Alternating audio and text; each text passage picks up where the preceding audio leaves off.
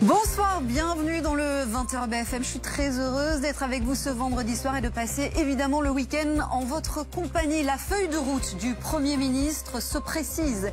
Et ce soir, Sébastien Lecornu écarte donc la taxe Zuckman, le retour de l'ISF ou encore la suspension de la réforme des retraites. En gros, tous les sujets sur lesquels il était très attendu par la gauche. Alors comment compte-t-il éviter la censure? A-t-il vraiment tout dit?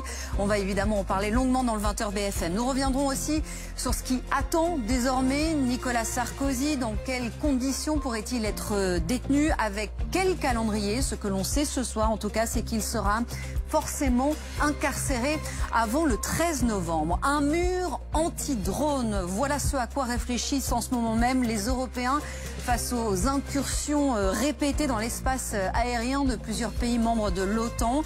Le Danemark notamment, ciblé 3 fois en l'espace d'une semaine. Un mur anti-drone, cette idée est-elle réaliste, faisable, serait-elle efficace? On va essayer de répondre à ces questions ce soir. Et puis votre soirée long format à partir de 21h. Elle reviendra sur la première semaine du procès Jubilard et la stratégie très offensive des avocats de Cédric Jubilard. Rendez-vous à partir de 21h. Vous connaissez le programme, soyez les bienvenus. Le 20h BFM, c'est parti. Le message est donc clair pour la CFDT, le compte n'y est pas. Réaction après la prise de parole de Sébastien Lecornu dans les colonnes du Parisien. Ça faisait 2 semaines qu'il ne s'était pas exprimé, il était donc très attendu. Réforme des retraites, taxation des plus riches, taxe Zuckman, il en dit plus sur ses intentions. Avant d'en parler sur ce plateau, voilà donc ce qu'il faut retenir de cette interview avec Garance Amespil. Soirée long format qui débute et qui est consacrée à la première semaine du procès de Cédric Jubilard. Vous avez suivi ça attentivement, j'imagine, marqué par notamment cette apparition de Cédric Jubilard, crâne rasé, vêtu d'un jogging bleu. On rappelle, c'est une affaire sans corps et sans aveu qui est loin d'être jouée d'avance, d'autant que Cédric Jubilard a pu compter sur ses avocats qui se sont montrés très offensif lors de cette première semaine. Voilà ce qu'il faut retenir. Procès Jubilard, les secrets de sa défense.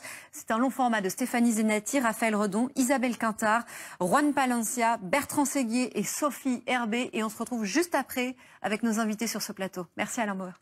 Merci.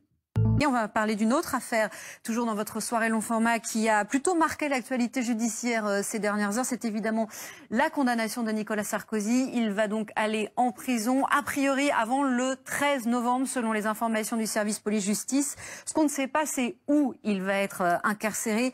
Peut-être à la prison de la Santé. Dans quelles conditions?